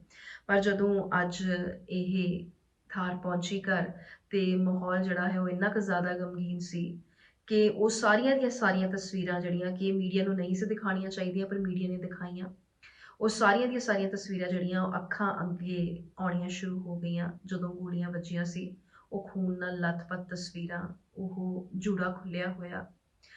ਸਿੱਧੂ ਮੂਸੇਵਾਲਾ ਦੇ ਜਿਹੜੇ ਪਿਤਾ ਨੇ ਬਲਕੌਰ ਸਿੰਘ, ਜਦੋਂ ਉਹ ਇਹ ਗੱਲ ਕਹਿੰਦੇ ਹੈਗੇ ਆ, ਜਦੋਂ ਮਾਈਕ ਤੇ ਬੋਲਦੇ ਆ ਕਿ ਮੇਰੇ ਪੁੱਤਰ ਦੀ ਤਾਂ ਅੱਜ ਤੱਕ ਦਸਤਾਰ ਹੀ ਨਹੀਂ ਮਿਲੀ ਹੈਗੀ, ਮੇਰੇ ਪੁੱਤਰ ਦੀ ਤਾਂ ਅੱਜ ਤੱਕ ਪੱਗ ਹੀ ਨਹੀਂ ਲੱਭੀ ਹੈਗੀ, ਬਹੁਤ ਵੱਡੀ ਗੱਲ ਜਿਹੜੀ ਹੈ ਲੱਗਦੀ ਹੈਗੀ ਆ। ਇੱਦਾਂ ਲੱਗਦਾ ਹੈਗਾ ਕਿ ਜਿਵੇਂ ਕਿਸੇ ਨੇ ਸੀਨਾ ਚੀਰ ਦਿੱਤਾ ਹੁੰਦਾ। ਇੱਕ ਪਿਓ ਜਦੋਂ ਉਹਨੂੰ ਇਹ ਪੁੱਛ ਲਿਆ ਜਾਂਦਾ ਹੈਗਾ ਕਿ ਤੁਸੀਂ ਕਿਸ ਨੂੰ ਇਨਸਾਫ ਮੰਗਦੇ ਹੋ, ਹੁਣ ਬੰਦੇ ਤਾਂ ਫੜੇ ਜਾ ਰਹੇ ਨੇ, ਤੇ ਉਹ ਪਿਓ ਅੱਗੋਂ ਕਹਿ ਦਿੰਦਾ ਹੈਗਾ ਕਿ ਜੋ ਫੜੇ ਜਾ ਰਹੇ ਨੇ ਉਹ ਤਾਂ ਸਿਰਫ ਗੁਰਗੇ ਨੇ, ਮਾਸਟਰਮਾਈਂਡ ਫੜਿਆ ਨਹੀਂ ਜਾ ਰਿਹਾ। ਇੰਡਸਟਰੀ 'ਚ ਬਹੁਤ ਸਾਰੇ ਅਜਿਹੇ ਲੋਕ ਹੈਗੇ ਨੇ ਜਿਹੜੇ ਕਿ ਸਿੱਧੇ ਤੌਰ ਤੇ ਨਾ ਸਹੀ, ਪਰ ਅਸਿੱਧੇ ਤੌਰ ਤੇ ਇਸ ਸਭ ਦੇ ਵਿੱਚ ਸ਼ਾਮਲ ਹੈਗੇ ਨੇ, ਮੇਰੇ ਪੁੱਤ ਦੇ ਜਾਣ ਦੇ ਵਿੱਚ ਸ਼ਾਮਲ ਹੈਗੇ ਨੇ। ਤਾਂ ਹੀ ਕਰਕੇ ਜਦੋਂ ਅਜਿਹੀਆਂ ਬੋਲਡ ਸਟੇਟਮੈਂਟਸ ਆਉਂਦੀਆਂ ਹੈਗੀਆਂ, ਤੇ ਇੱਕ ਆਧਾਰ ਦੇ ਕੇ ਸਟੇਟਮੈਂਟਸ ਆਉਂਦੀਆਂ ਹੈਗੀਆਂ, ਤਾਂ ਹੀ ਕਰਕੇ ਕਦੀ ਬੱਬੂ ਮਾਨ ਦਾ ਨਾਂ ਸਾਹਮਣੇ ਆਉਂਦਾ, ਕਦੀ ਮਨਕੀਰਤ ਔਲਖ ਦਾ ਨਾਂ ਜਿਹੜਾ ਹੈ ਉਹ ਸਾਹਮਣੇ ਆਉਂਦਾ ਹੈਗਾ।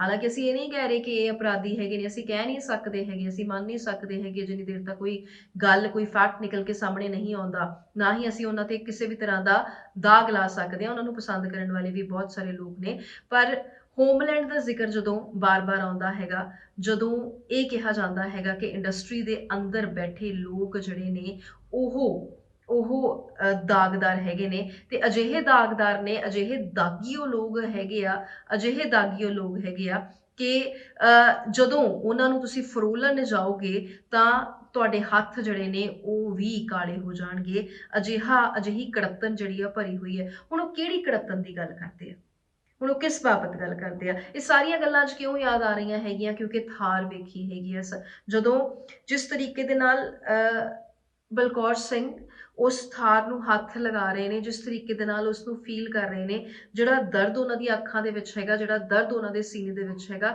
ਉਹ ਦਰਦ ਜਿਹੜਾ ਹੈ ਉਹ ਦੇਖ ਕੇ ਹੀ ਸਮਝ ਆ ਰਿਹਾ। ਤੁਸੀਂ ਮੌਜੂਦ ਨਹੀਂ ਵੀ ਹੋਵੋਗੇ ਨਾ ਉੱਥੇ, ਤੁਸੀਂ ਮੌਜੂਦ ਨਹੀਂ ਵੀ ਹੋਵੋਗੇ ਉੱਥੇ, ਤੁਸੀਂ ਜਿਸ ਤਰ੍ਹਾਂ ਦੇ ਨਾਲ ਉਹਨਾਂ ਦੇ ਚਿਹਰੇ ਦੇ ਹਾਵ ਭਾਵ ਹੈਗੇ ਨੇ, ਤੁਸੀਂ ਇਹ ਚੀਜ਼ ਸਮਝ ਸਕੋਗੇ, ਇਹ ਦਰਦ ਜਿਹੜਾ ਹੈ ਮਹਿਸੂਸ ਕਰ ਸਕੋਗੇ ਕਿ ਅੱਜ ਉਸ ਪਿਓ ਦੀ ਇੱਕ ਵਾਰੀ ਫੇਰ ਤੋਂ ਕੀ ਹਾਲਤ ਹੋਣੀ। ਮਾਪੇ ਤੇ ਵਿਚਾਰੇ ਰੋਜ਼-ਰੋਜ਼ ਮਰ ਰਹੇ ਨੇ, ਰੋਜ਼-ਰੋਜ਼ ਮਾਪੇ ਜਿਹੜੇ ਨੇ ਉਹ ਮਰ ਰਹੇ ਨੇ, ਪਰ ਜਿਹੜੀਆਂ ਅੱਜ ਦੀਆਂ ਤਸਵੀਰਾਂ ਹੈਗੀਆਂ ਨੇ, ਇਹ ਇੱਕਦਮ ਪਰੇਸ਼ਾਨ ਕਰ ਜਾਂਦੀਆਂ ਨੇ। ਇਹ ਦਿਲ ਦੇ ਅੰਦਰ ਪੀੜ ਜਿਹੜੀ ਹੈ ਇੱਕ ਵਾਰੀ ਫੇਰ ਤੋਂ ਜਗਾ ਜਾਂਦੀਆਂ ਨੇ। ਬਹੁਤ ਸਾਰੇ ਲੋਕ ਕਹਿਣ ਵਾਲੇ ਇਹ ਵੀ ਕਹਿ ਦਿੰਦੇ ਆ ਵੀ ਮੌਤਾਂ ਤੇ ਹੋਰ ਬੜੀਆਂ ਹੁੰਦੀਆਂ, ਤੁਸੀਂ ਸਿੱਧੂ ਮੂਸੇਵਾਲੇ ਤੇ ਅਟਕੇ ਹੋਏ ਹੈਗੇ ਹੋ। ਮੌਤਾਂ ਹੋਰ ਵੀ ਬਹੁਤ ਹੁੰਦੀਆਂ ਨੇ, ਜ਼ਿਕਰ ਉਹਨਾਂ ਦਾ ਵੀ ਕਰੀਦਾ ਹੈਗਾ, ਪਰ ਜਦੋਂ ਇਨਸਾਫ ਨਹੀਂ ਮਿਲਦਾ ਤਾਂ ਇਸ ਰੇਸ ਦੇ ਵਿੱਚ ਸਾਰਿਆਂ ਨੂੰ ਸ਼ਾਮਲ ਹੋਣਾ ਪੈਂਦਾ। ਇਹ ਗੱਲ ਸਮਝਣ ਦੀ ਲੋੜ ਹੈ। ਹੁਣ ਮੀਡੀਆ ਰਿਪੋਰਟਸ ਦੇ ਹਵਾਲੇ ਨਾਲ ਇੱਕ ਬੇਹੱਦ ਵੱਡੀ ਖਬਰ ਤੁਹਾਡੇ ਨਾਲ ਸਾਂਝੀ ਕਰਨ ਲੱਗੀ ਹਾਂ। ਸਿਆਸਤ ਵੱਲ ਨੂੰ ਹੁਣ ਰੁਖ ਕਰ ਲਿਆ ਹੈਗਾ, ਤੇ ਇਹ ਖਬਰ ਹੈਗੀ ਆ ਸਾਬਕਾ ਮੁੱਖ ਮੰਤਰੀ ਚਰਨਜੀਤ ਸਿੰਘ ਚੰਨੀ ਨਾਲ ਜੁੜੀ ਹੋਈ। ਉਹ ਸਲਾਖਾਂ ਦੇ ਪਿੱਛੇ ਜਾ ਸਕਦੇ ਨੇ, ਜੇਲ੍ਹ ਦੇ ਪਿੱਛੇ ਜਾ ਸਕਦੇ ਨੇ। ਹੁਣ ਅਜਿਹਾ ਮੈਂ ਕਿਉਂ ਕਹਿ ਰਹੀ ਹੈਗੀ ਆ, ਇਸ ਦੇ ਪਿੱਛੇ ਇੱਕ ਕਾਰਨ ਹੈਗਾ। ਕਈ ਲੋਕ ਜਿਹੜੇ ਨੇ ਜਿਨ੍ਹਾਂ ਦੀ ਜਾਂਚ ਚੱਲ ਰਹੀ ਹੈਗੀ ਹੈ ਤੇ ਵਿਜੀਲੈਂਸ ਜਾਂਚ ਕਰ ਰਹੀ ਹੈਗੀ ਹੈ, ਤੇ ਵੱਡੇ ਵੱਡੇ ਚਿਹਰੇ ਹੈਗੇ ਨੇ, ਉਹਨਾਂ ਤੇ ਕਾਰਵਾਈ ਜਿਹੜੀ ਹੈ ਹੋ ਰਹੀ ਹੈਗੀ ਆ, ਤੇ ਅਗਲਾ ਨੰਬਰ ਜਿਹੜਾ ਹੈ ਉਹ ਸਾਬਕਾ ਮੁੱਖ ਮੰਤਰੀ ਦਾ ਲੱਗ ਸਕਦਾ ਹੈ। ਹਾਲਾਂਕਿ ਚੰਨੀ ਫਿਲਹਾਲ ਵਿਦੇਸ਼ ਵਿੱਚ ਨੇ, ਉਹਨਾਂ ਦੇ ਮੁੰਡੇ ਨੇ ਕਿਹਾ ਸੀ ਕਿ ਉਹ ਆਪਣੀ ਸੈਲਫ ਡਿਵੈਲਪਮੈਂਟ ਤੇ ਕੰਮ ਕਰ ਰਹੇ ਨੇ। ਹੁਣ ਇਹ ਕਿਉਂ ਕਹਿ ਰਹੀ ਹਾਂ ਤੁਹਾਨੂੰ ਦੱਸ ਦਿੰਦੀ ਹਾਂ ਕਿ ਸੀਐਮ ਭਗਵੰਤ ਮਾਨ ਨੇ ਵਿਜੀਲੈਂਸ ਨੂੰ ਹਰੀ ਝੰਡੀ ਦੇ ਦਿੱਤੀ ਹੈ, ਜਿਹੜਾ ਖੇਡ ਕਿੱਟ ਘੁਟਾਲੇ ਵਾਲਾ ਮਾਮਲਾ ਹੈਗਾ ਸੀ ਉਸ ਦੇ ਵਿੱਚ ਜਾਂਚ ਕਰਨ ਦੀ। ਹੁਣ ਜਦ ਹਰੀ ਝੰਡੀ ਮਿਲ ਹੀ ਗਈ ਹੈ ਤੇ ਵਿਜੀਲੈਂਸ ਜਿਹੜੀ ਹੈ, ਵਿਜੀਲੈਂਸ ਵਿਭਾਗ ਜਿਹੜਾ ਹੈ ਰੁਕਣ ਵਾਲਾ ਨਹੀਂ। ਹਾਲਾਂਕਿ ਬਹੁਤ ਸਾਰੇ ਸਿਆਸਤਦਾਨ ਇਸ ਨੂੰ ਬਦਲਾਖੋਰੀ ਦੀ ਨੀਤੀ ਕਹਿੰਦੇ ਨੇ, ਬਹੁਤ ਕੁਝ ਜਿਹੜਾ ਹੈ ਕਿਹਾ ਜਾਂਦਾ ਹੈਗਾ, ਪਰ ਜਾਂਚ ਜਿਹੜੀ ਹੈ ਉਹ ਹੁਣ ਚੱਲਦੀ ਰਹੇਗੀ। ਤੇ ਖੇਡ ਕਿੱਟਾਂ ਬਾਬਤ ਤੁਹਾਨੂੰ ਦੱਸ ਦਈਏ ਕਿ ਉਸ ਵਕਤ ਜਿਸ ਵਕਤ ਚਰਨਜੀਤ ਸਿੰਘ ਚੰਨੀ ਚੀਫ ਮਿਨਿਸਟਰ ਸਨ, ਉਸ ਵਕਤ ਤੇ ਖੇਡ ਕਿੱਟਾਂ ਦੇ ਲਈ ਲੈਣ ਦੇ ਲਈ ਖਿਡਾਰੀਆਂ ਦੇ ਖਾਤੇ ਦੇ ਵਿੱਚ 3000 ਰੁਪਏ ਪਾਏ ਗਏ ਸਨ। ਉਸ ਤੋਂ ਬਾਅਦ ਉਹਨਾਂ ਨੂੰ ਵਾਪਸ ਲੈਣ ਦੀ ਖਬਰ ਵੀ ਸਾਹਮਣੇ ਆਈ ਸੀ ਕਿ ਖਿਡਾਰੀਆਂ ਤੋਂ ਪੈਸੇ ਜਿਹੜੇ ਨੇ ਉਹ ਵਾਪਸ ਲੈ ਲਏ ਗਏ ਨੇ, ਤੇ ਇੱਕ ਕਿਸੇ ਖਾਸ ਕੰਪਨੀ ਦੇ ਖਾਤੇ ਵਿੱਚ ਪਾਉਣ ਦੀ ਗੱਲ ਨਿਕਲ ਕੇ ਸਾਹਮਣੇ ਆਈ ਸੀ। ਸੋ ਹੁਣ ਉਹ ਘੁਟਾਲਾ ਕੀ ਸੀ, ਉਸ ਦੇ ਵਿੱਚ ਕੌਣ-ਕੌਣ ਸ਼ਾਮਲ ਸੀ, ਇਸ ਦੇ ਵਿੱਚ ਬਹੁਤ ਸਾਰੇ ਲੋਕਾਂ ਨੂੰ ਜਵਾਬਦੇਹੀ ਜਿਹੜੀ ਹੈ ਦੇਣੀ ਪੈ ਸਕਦੀ ਹੈਗੀ ਆ। ਹਾਲਾਂਕਿ ਪ੍ਰਗਟ ਸਿੰਘ ਨੂੰ ਵੀ ਇਸ ਬਾਬਤ ਜਿਹੜੀ ਹੈ ਜਵਾਬਦੇਹੀ ਦੇਣੀ ਪੈ ਸਕਦੀ ਹੈਗੀ ਹੈ, ਕਲੈਰੀਫਿਕੇਸ਼ਨ ਜਿਹੜੀ ਹੈ ਉਹ ਦੇਣੀ ਪੈ ਸਕਦੀ ਹੈਗੀ ਹੈ। ਸੋ ਹਰੀ ਝੰਡੀ ਜਿਹੜੀ ਹੈ ਉਹ ਮਿਲ ਗਈ ਹੈਗੀ ਆ। ਸੋ ਮੁੱਖ ਮੰਤਰੀ ਤੇ ਖੇਡ ਵਿਭਾਗ ਦੇ ਉੱਚ ਅਧਿਕਾਰੀਆਂ ਨੂੰ ਖੇਡ ਕਿੱਟ ਘੁਟਾਲੇ ਦੀ ਜਿਹੜੀ ਹੈ ਇੱਕ ਮਤਲਬ ਸ਼ਖਸ ਵੱਲੋਂ ਜਿਹੜੀ ਹੈ ਉਹ ਸ਼ਿਕਾਇਤ ਜਿਹੜੀ ਆ ਭੇਜੀ ਗਈ ਸੀਗੀ। ਸੋ ਸੂਤਰ ਦੱਸਦੇ ਨੇ ਕਿ ਖੇਡ ਵਿਭਾਗ ਨੇ ਜਿਹੜੀ ਖੇਡ ਕਿੱਟਾਂ ਹੈਗੀਆਂ ਨੇ ਉਸ ਲਈ ਜਾਰੀ ਕੀਤੀ ਗ੍ਰਾਂਟ ਨਾਲ ਸੰਬੰਧਿਤ ਫਾਈਲਾਂ ਜਿਹੜੀਆਂ ਉਹ ਸਾਂਭ ਲਈਆਂ ਨੇ, ਕਿ ਇਹ ਨਹੀਂ ਪਤਾ ਕਿ ਵਿਜੀਲੈਂਸ ਜਿਹੜੀ ਹੈ ਕਦੋਂ ਮੰਗ ਲਵੇ, ਕਦੋਂ ਉਹ ਪੂਰਾ ਦਾ ਪੂਰਾ ਖਾਕਾ ਡਾਕੂਮੈਂਟੇਸ਼ਨ ਜਿਹੜੀ ਹੈ ਉਹ ਵਿਜੀਲੈਂਸ ਮੰਗ ਲਵੇ, ਤੇ ਵਿਜੀਲੈਂਸ ਜਦੋਂ ਮੰਗੇਗੀ ਤਾਂ ਫਿਰ ਦੇਣਾ ਪਏਗਾ। ਇਹ ਸਾਰੇ ਜਾਣਦੇ ਹੈਗੇ ਨੇ। ਸੋ ਸ਼ਿਕਾਇਤਕਰਤਾ ਨੇ ਦੋਸ਼ ਕੀ ਲਾਇਆ ਸੀ ਕਿ ਤਤਕਾਲੀ ਸਰਕਾਰ ਨੇ ਵੋਟਾਂ ਤੋਂ ਪਹਿਲਾਂ ਖਿਡਾਰੀਆਂ ਨੂੰ ਖੇਡ ਕਿੱਟ ਦੇਣ ਦਾ ਫੈਸਲਾ ਕੀਤਾ ਸੀ, ਤੇ ਇਸ ਤਹਿਤ ਸਰਕਾਰ ਨੇ ਖਿਡਾਰੀਆਂ ਨੌਜਵਾਨਾਂ ਦੇ ਖਾਤੇ ਵਿੱਚ ਜਿਹੜੀ ਰਾਸ਼ੀ ਤੁਹਾਨੂੰ ਮੈਂ ਦੱਸੀ 3000 ਰੁਪਏ ਪਾਏ ਸਨ, ਤੇ ਕੁਝ ਖਿਡਾਰੀਆਂ ਨੌਜਵਾਨਾਂ ਨੂੰ ਇਹ ਰਾਸ਼ੀ ਇੱਕ ਵਿਸ਼ੇਸ਼ ਫਰਮ ਨੂੰ ਦੇਣ ਲਈ ਜਿਹੜਾ ਹੈ ਉਹ ਵੀ ਕਿਹਾ ਗਿਆ ਸੀ। ਹੁਣ ਇਹ ਵਿਸ਼ੇਸ਼ ਫਰਮ ਕਿਹੜੀ ਹੈ ਇਹ ਜਾਣਨਾ ਇਸ ਬਾਬਤ ਬਹੁਤ ਜ਼ਿਆਦਾ ਜ਼ਰੂਰੀ ਹੈਗਾ, ਇਸ ਦੀ ਜਾਂਚ ਜਿਹੜੀ ਕੀਤੀ ਜਾਏਗੀ। ਤੇ ਜਿਸ ਕੰਪਨੀ ਫਰਮ ਤੋਂ ਖਿਡਾਰੀਆਂ ਲਈ ਕਿੱਟ ਲਈ ਗਈ ਸੀ, ਉਹ ਕੁਆਲਿਟੀ ਪੱਖੋਂ ਜਿਹੜੀਆਂ ਉਹ ਖਰੀਆਂ ਨਹੀਂ ਉਤਰੀਆਂ ਸਨ। ਸੋ ਕੁਆਲਿਟੀ ਮੈਟਰ ਵੀ ਹੈ, ਸਿਰਫ ਪੈਸਿਆਂ ਦਾ ਮੈਟਰ ਨਹੀਂ ਹੈ, ਇਸ ਦੇ ਵਿੱਚ ਕੁਆਲਿਟੀ ਮੈਟਰ ਵੀ ਹੈ। ਕੁਆਲਿਟੀ ਜੇ ਘੱਟ ਹੈ, ਇਹਦਾ ਮਤਲਬ ਕਿਤੇ ਨਾ ਕਿਤੇ ਧਾਂਦਲੀ ਜਿਹੜੀ ਹੈ ਉਹ ਹੋਈ ਲੱਗਦੀ ਹੈਗੀ ਹੈ। ਤੇ ਇਹ ਪੂਰਾ ਦਾ ਪੂਰਾ ਮਾਮਲਾ ਜਿਹੜਾ ਹੈ, ਇਹ ਇੱਕ ਕੁਐਸਚਨ ਦੇ ਵਿੱਚ ਹੈਗਾ, ਕਿਉਂਕਿ ਖਿਡਾਰੀ, ਫਿਰ ਅਸੀਂ ਕਹਿੰਦੇ ਆ ਕਿ ਪੰਜਾਬ ਦੇ ਖਿਡਾਰੀ ਕਿਤੇ ਜਾਂਦੇ ਨਹੀਂ, ਫਿਰ ਅਸੀਂ ਕਹਿੰਦੇ ਆ ਵੀ ਹਰਿਆਣਾ ਦੇ ਖਿਡਾਰੀ ਕਿੰਨਾ ਵਧੀਆ ਵਰਕ ਕਰ ਰਹੇ ਨੇ, ਕਿੰਨੇ ਮੈਡਲ ਲੈ ਕੇ ਆਉਂਦੇ ਨੇ। ਪੰਜਾਬ ਦਾ ਖਿਡਾਰੀ ਕੁਛ ਕਰ ਕਿਉਂ ਨਹੀਂ ਰਹੇ? ਉਹਨਾਂ ਕੋਈ ਇਕਵਿਪਮੈਂਟ ਨਹੀਂ ਹੁੰਦੇ, ਜੇ ਉਹਨਾਂ ਕੋਲ ਇਕਵਿਪਮੈਂਟ ਹੁੰਦੇ ਆ ਤਾਂ ਉਹ ਉੱਚ ਕੁਆਲਿਟੀ ਦੇ ਨਹੀਂ ਹੁੰਦੇ। ਜੇ ਫਿਰ ਇਸ ਤਰ੍ਹਾਂ ਨਾਲ ਜੇ ਦੇ ਵੀ ਦਿੱਤੇ ਜਾਂਦੇ ਆ ਪੈਸੇ, ਫਿਰ ਉਹਨਾਂ ਤੋਂ ਵਾਪਸ ਲੈ ਲਏ ਜਾਂਦੇ ਨੇ। ਜਦੋਂ ਕੁਝ ਅਜਿਹਾ ਹੋਏਗਾ ਤੇ ਫਿਰ ਅਸੀਂ ਖਿਡਾਰੀ ਦੇ ਫਿਊਚਰ ਬਾਰੇ ਹੋਰ ਕੀ ਸੋਚ ਸਕਦੇ ਹੈਗੇ ਆ। ਸੋ ਅਜਿਹੇ ਵਿੱਚ ਇਹ ਖਬਰ ਜਿਹੜੀ ਨਿਕਲ ਕੇ ਸਾਹਮਣੇ ਆਈ, ਤੇ ਇਹ ਵੀ ਤੁਹਾਨੂੰ ਦੱਸ ਦਈਏ ਕਿ ਇਹ ਤੀਜੇ ਸਾਬਕਾ ਮੰਤਰੀ ਹੋਣਗੇ ਜਿਨ੍ਹਾਂ ਤੇ ਜਿਹੜੀ ਹੈ ਕਾਰਵਾਈ ਹੋਏਗੀ। ਤੀਜੇ ਸਾਬਕਾ ਮੰਤਰੀ ਤਾਂ ਕਰਕੇ ਕਹਿ ਰਹੇ ਹੈਗੇ ਆ ਕਿਉਂਕਿ ਪਹਿਲਾਂ ਵੀ ਜਿਹੜੇ ਨਾਂ ਨੇ, ਜਿਹੜੇ ਵੱਡੇ ਵੱਡੇ ਨਾਂ ਨੇ, ਉਹ ਨਿਕਲ ਕੇ ਜਿਹੜੇ ਨੇ ਸਾਹਮਣੇ ਆਏ ਨੇ। ਹੁਣ ਸਾਬਕਾ ਵਣ ਮੰਤਰੀ ਸਾਧੂ ਸਿੰਘ ਧਰਮਸੋਤ ਲੈ ਲਓ, ਸੰਗਤ ਸਿੰਘ ਗਿਲਜੀਆ ਲੈ ਲਓ, ਸਾਬਕਾ ਖੁਰਾਕ ਮੰਤਰੀ ਭਾਰਤ ਭੂਸ਼ਣ ਆਸ਼ੂ ਲੈ ਲਓ, ਇਹਨਾਂ ਤੇ ਕਾਰਵਾਈ ਜਿਹੜੀ ਚੱਲ ਹੀ ਰਹੀ ਹੈਗੀ ਆ। ਸੋ ਵਿਜੀਲੈਂਸ ਜਾਂਚ ਦੀ ਆਉਣ ਵਾਲੇ ਤੀਜੇ ਸਾਬਕਾ ਸੀਐਮ ਜਿਹੜੇ ਨੇ ਉਹ ਹੋਣਗੇ ਚੰਨੀ। ਤੇ ਹੁਣ ਜਾਂਚਾਂ ਜਿਹੜੀਆਂ ਨੇ ਉਹ ਬਾਕੀ ਸਾਬਕਾ ਸੀਐਮਸ ਤੇ ਵੀ ਜਿਹੜੀਆਂ ਨੇ ਉਹ ਚੱਲ ਰਹੀਆਂ ਹੈਗੀਆਂ ਨੇ। ਹੁਣ ਇਸ ਬਾਬਤ ਕੀ ਕੁਝ ਅੱਗੇ ਨਿਕਲ ਕੇ ਸਾਹਮਣੇ ਆਏਗਾ, ਇਹ ਅਸੀਂ ਤੁਹਾਨੂੰ ਜ਼ਰੂਰ ਦੱਸਾਂਗੇ। ਪਰ ਜੇ ਵਿਜੀਲੈਂਸ ਦੀ ਅੜਿੱਕੀ ਜਿਹੜੀ ਆ ਅੜ ਜਾਂਦੀ ਹੈਗੀ ਆ, ਤੇ ਫਿਰ ਮਾਮਲਾ ਜਿਹੜਾ ਹੈ ਉਹ ਔਖਾ ਹੋ ਸਕਦਾ ਹੈਗਾ ਕਿ ਕਾਰਵਾਈ ਜਿਹੜੀ ਹੈ ਇਸ ਦੇ ਜਿਹੜੇ ਸਿੱਟੇ ਹੋਣ ਉਹ ਗੰਭੀਰ ਹੋਣ। ਸਿਮਰਨਜੀਤ ਸਿੰਘ ਮਾਨ ਦਾ ਬਹੁਤ ਹੀ ਵਿਵਾਦਿਤ ਬਿਆਨ ਜਿਹੜਾ ਹੈ ਸਾਹਮਣੇ ਆਇਆ। ਜਲੰਧਰ ਲਤੀਫਪੁਰਾ ਪਹੁੰਚੇ ਹੋਏ ਸੀਗੇ, ਤੇ ਜਦੋਂ ਲਤੀਫਪੁਰਾ ਪਹੁੰਚੇ ਤੇ ਉਹਨਾਂ ਦਾ ਇੱਕ ਬਿਆਨ ਜਿਸਨੇ ਤਰਥੱਲੀ ਮਚਾ ਦਿੱਤੀ। ਪਹਿਲਾਂ ਭਗਤ ਸਿੰਘ ਵਾਲਾ ਬਿਆਨ, ਤੇ ਹੁਣ ਕੇਜਰੀਵਾਲ ਤੇ, ਦਿੱਲੀ ਦੇ ਸੀਐਮ ਅਰਵਿੰਦ ਕੇਜਰੀਵਾਲ ਤੇ ਉਹਨਾਂ ਨੇ ਬਿਆਨ ਦਿੱਤਾ ਹੈਗਾ।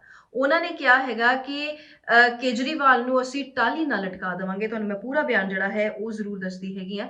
ਉਹਨਾਂ ਨੇ ਕਿਹਾ ਕਿ ਸਿੱਖਾਂ ਦੇ ਘਰ ਤੋੜਨ ਤੇ ਬੋਲੇ ਆ ਉਹ, ਤੇ ਕਿਹਾ ਕਿ ਕੇਜਰੀਵਾਲ ਨੂੰ ਰੁੱਖ ਤੇ ਰੱਸਾ ਪਾ ਕੇ ਫੰਦੇ ਨਾਲ ਲਟਕਾਵਾਂਗੇ, ਯਾਨੀ ਕਿ ਫਾਹਾ ਲਾਵਾਂਗੇ। ਸੋ ਟਾਹਲੀ ਨਾਲ ਰੱਸਾ ਪਾ ਕੇ ਫਾਹੇ ਲਾਵਾਂਗੇ, ਇਹ ਉਹਨਾਂ ਨੇ ਕਿਹਾ ਹੈ ਅਰਵਿੰਦ ਕੇਜਰੀਵਾਲ ਬਾਰੇ। ਹਾਲਾਂਕਿ ਇਸ ਤਰ੍ਹਾਂ ਦੀ ਸਟੇਟਮੈਂਟਸ ਤੋਂ ਬਚਣਾ ਚਾਹੀਦਾ ਹੈਗਾ, ਪਰ ਸਿਮਰਨਜੀਤ ਸਿੰਘ ਮਾਨ, ਬਹੁਤ ਸਾਰੇ ਲੋਕ ਉਹਨਾਂ ਨੂੰ ਫੋਲੋ ਕਰਦੇ ਨੇ, ਬਹੁਤ ਸਾਰੇ ਲੋਕ ਉਹਨਾਂ ਦੇ ਫਲਸਫੇ ਤੇ ਚੱਲਦੇ ਵੀ ਨੇ, ਪਰ ਕੁਝ ਸਟੇਟਮੈਂਟਸ ਦੇ ਕਰਕੇ ਇਹ ਅਕਸਰ ਚਰਚਾਵਾਂ ਦੇ ਵਿੱਚ ਰਹਿੰਦੇ ਨੇ। ਤੇ ਇੱਕ ਬੜੀ ਵੱਡੀ ਸਟੇਟਮੈਂਟ ਜਿਹੜੀ ਹੈ ਸਿਮਰਨਜੀਤ ਸਿੰਘ ਮਾਨ ਵੱਲੋਂ ਇਹ ਸਾਹਮਣੇ ਆਈ ਹੈਗੀ ਆ, ਅਤੇ ਕੇਜਰੀਵਾਲ ਬਾਰੇ ਉਹਨਾਂ ਨੇ ਇਹ ਜਿਹੜਾ ਹੈ ਇੱਕ ਵੱਡਾ ਨਿਸ਼ਾਨਾ ਸਾਧਿਆ। ਲਤੀਫਪੁਰੇ ਦੇ ਲੋਕਾਂ ਦਾ ਦਰਦ ਅਸੀਂ ਸਾਰੇ ਸਮਝ ਪਾ ਰਹੇ ਹੈਗੇ ਆ, ਪਰ ਜਦੋਂ ਮਾਨਯੋਗ ਕੋਰਟ ਜਿਹੜੀ ਹੈ ਉਸ ਦੀ ਇੰਟਰਵੈਂਸ਼ਨ ਹੁੰਦੀ ਆ, ਉਸ ਤੋਂ ਬਾਅਦ ਜਿਹੜਾ ਹੈ ਉਹ ਕੁਛ ਕੀਤਾ ਨਹੀਂ ਜਾ ਸਕਦਾ। ਤੇ ਸਰਕਾਰ ਜਿਹੜੀ ਹੈ ਉਸ ਦੇ ਵਾਸਤੇ ਤੇ ਦੁਚਿੱਤੀ ਦੀ ਸਥਿਤੀ ਜਿਹੜੀ ਆ ਬਣੀ ਹੋਈ ਹੈ, ਕਨਫਿਊਜ਼ਨ ਦੀ ਸਥਿਤੀ ਬਣੀ ਹੋਈ ਹੈ। ਸੋ ਕੁਝ ਕੁ ਬਿਆਨ ਜਿਹੜੇ ਨੇ ਉਹਨਾਂ ਤੋਂ ਥੋੜਾ ਜਿਹਾ ਬਚਣਾ ਵੀ ਚਾਹੀਦਾ ਹੈਗਾ ਇਸ ਵਕਤ ਦੇ ਅੰਦਰ, ਕਿਉਂਕਿ ਕੌਣ ਕੀ ਕਰ ਸਕਦਾ ਹੈ ਇਸ ਵਕਤ ਤੇ।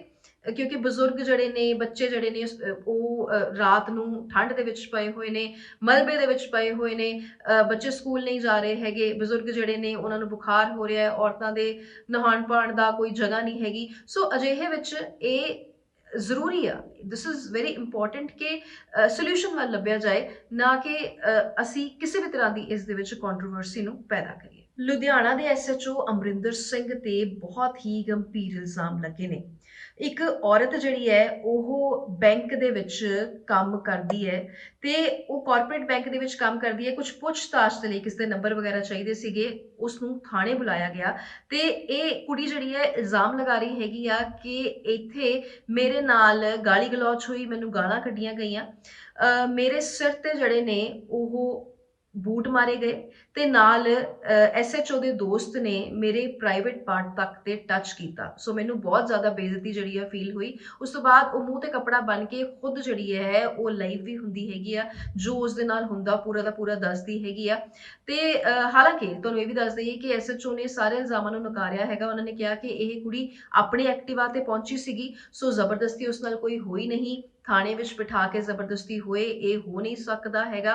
ਤੇ ਨਾਲ ਦੇ ਨਾਲ ਫੀਮੇਲ ਜਿਹੜੀ ਲੇਡੀ ਕਾਂਸਟੇਬਲ ਜਿਹੜੀ ਸੀ ਉਹ ਵੀ ਉੱਥੇ ਮੌਜੂਦ ਸੀ। ਸੋ ਕਿਸੇ ਵੀ ਤਰੀਕੇ ਦੇ ਨਾਲ ਇਹ ਨਹੀਂ ਕਿਹਾ ਜਾ ਸਕਦਾ ਹੈਗਾ ਕਿ ਜ਼ਬਰਦਸਤੀ ਹੋਈ ਹੈ, ਇਸ ਤਰ੍ਹਾਂ ਦਾ ਜਿਹੜਾ ਹੈ ਵਤੀਰਾ ਹੋਇਆ, ਜਾਂ ਕਿਸੇ ਨੇ ਪ੍ਰਾਈਵੇਟ ਪਾਰਟ ਤੇ ਟੱਚ ਕੀਤਾ ਗਿਆ ਹੋਵੇ, ਜਾਂ ਸਿਰ ਤੇ ਬੂਟ ਮਾਰੇ ਗਏ ਹੋਣ। ਕਹਿੰਦਾ ਅਜਿਹਾ, ਐਸਐਚਓ ਨੇ ਕਿਹਾ ਕਿ ਅਜਿਹਾ ਹੋਇਆ ਹੀ ਨਹੀਂ। ਪਰ ਜੇ ਅਸੀਂ ਕੁੜੀ ਦੀ ਗੱਲ ਤੇ ਜਾਈਏ ਤੇ ਉਸ ਦੇ ਇਲਜ਼ਾਮ ਜਿਹੜੇ ਨੇ ਉਹ ਕੁਝ ਹੋਰ ਹੀ ਕਹਿੰਦੇ ਨੇ।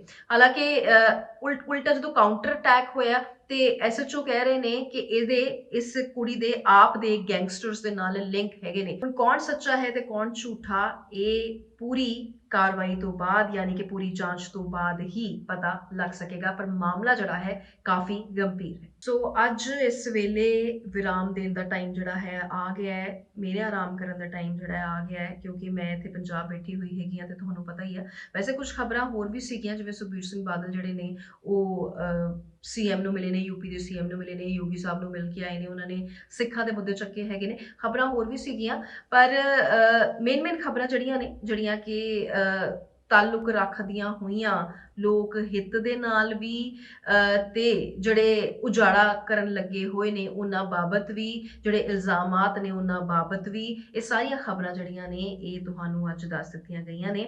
ਤੇ ਕੋਸ਼ਿਸ਼ ਇਹ ਰਹਿੰਦੀ ਹੈਗੀ ਆ ਕਿ ਖਬਰਾਂ ਦੀ ਰਫ਼ਤਾਰ ਦੇ ਨਾਲ ਉਹਨਾਂ ਦੀ ਜਿਹੜੀ ਸੰਜੀਦਗੀ ਹੈਗੀ ਆ ਉਹ ਵੀ ਮੇਨਟੇਨ ਰਹੇ ਤੇ ਗੱਲਾਂ ਬਾਤਾਂ ਦੇ ਵਿੱਚ ਹਰ ਇੱਕ ਗੱਲ ਜਿਹੜੀ ਹੈ ਉਹ ਪੂਰੀ ਹੋ ਜਾਏ, ਮੁਕੰਮਲ ਹੋ ਜਾਏ। ਸੋ ਤੁਹਾਨੂੰ ਬਹੁਤ ਕੁਝ ਜਿਹੜੀ ਹੈ ਉਹ ਦੱਸਣ ਦੀ ਕੋਸ਼ਿਸ਼ ਕੀਤੀ ਆ ਇਹਨਾਂ ਖਬਰਾਂ ਰਾਹੀਂ ਇੱਕ ਮੈਸੇਜ ਦੇਣ ਦੀ ਵੀ ਜ਼ਰੂਰਤ ਹੁੰਦੀ ਆ, ਕਿਉਂਕਿ ਖਬਰ ਦੱਸਤੀ ਬਸ ਗੱਲ ਖਤਮ, ਅਸੀਂ ਉਹ ਕੰਮ ਨਹੀਂ ਕਰਨਾ ਹੁੰਦਾ।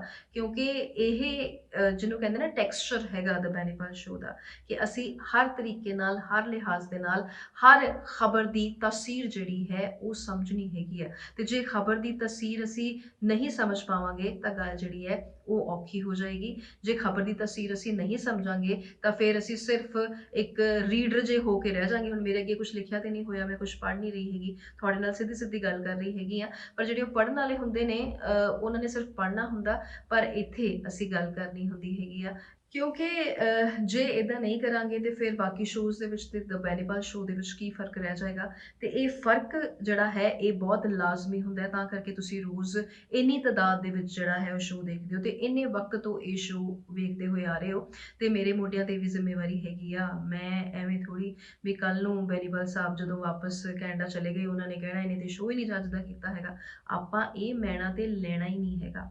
ਸੋ ਦਰਸ਼ਕੋ, ਆਪਣਾ ਹੁੰਗਾਰਾ ਜਿਹੜਾ ਹੈ ਜ਼ਰੂਰ ਭਰਿਆ ਕਰੋ। ਕਮੈਂਟਸ ਦੇ ਵਿੱਚ ਸਤਿ ਸ਼੍ਰੀ ਅਕਾਲ ਤੇ ਲਿਖਦੇ ਹੈਗੇ ਹੋ, ਤੇ ਮੇਰੇ ਵੱਲੋਂ ਵੀ ਸਤਿ ਸ਼੍ਰੀ ਅਕਾਲ ਆ, ਕਿਉਂਕਿ ਆਪਾਂ ਰਿਕਾਰਡ ਕਰਦੇ ਹਾਂ ਸ਼ੋ। ਤੇ ਜਿਹੜੇ ਸਾਰੇ ਸਤਿ ਸ਼੍ਰੀ ਅਕਾਲ ਮੈਨੂੰ ਲਿਖਦੇ ਨੇ, ਬੈਨੀਪਾਲ ਸਾਹਿਬ ਨੂੰ ਲਿਖਦੇ ਨੇ, ਇਸ ਸ਼ੋ ਨੂੰ ਲਿਖਦੇ ਨੇ, ਉਹਨਾਂ ਸਭ ਨੂੰ ਸਤਿ ਸ਼੍ਰੀ ਅਕਾਲ ਹੈਗੀ ਆ। ਤੇ ਨਾਲੋਂ ਨਾਲ ਖਬਰਾਂ ਬਾਰੇ ਵੀ ਕਮੈਂਟ ਕਰਿਆ ਕਰੋ, ਤਾਂ ਕਿ ਅਸੀਂ ਅਗਲੇ ਦਿਨ ਹੁਣ ਕੀ ਕਰਿਆ ਕਰਾਂਗੇ, ਜਿਹੜੇ ਤੁਹਾਡੇ ਕਮੈਂਟਸ ਹੋਣਗੇ ਖਬਰਾਂ ਬਾਬਤ ਅਸੀਂ ਉਹਨਾਂ ਨੂੰ ਲਿਆ ਕਰਾਂਗੇ ਇਸ ਸ਼ੋ ਦੇ ਵਿੱਚ। ਜ਼ਰੂਰੀ ਆ, ਬਹੁਤ ਜ਼ਿਆਦਾ ਜ਼ਰੂਰੀ ਹੈ, ਤਾਂ ਹੀ ਹੋਏਗੀ ਟੂ ਵੇ ਕਨਵਰਸੇਸ਼ਨ। ਆਪਣਾ ਬਹੁਤ ਬਹੁਤ ਧਿਆਨ ਰੱਖਣਾ, ਠੀਕ ਹੈ ਨਾ। ਸਤਿ ਸ਼੍ਰੀ ਅਕਾਲ।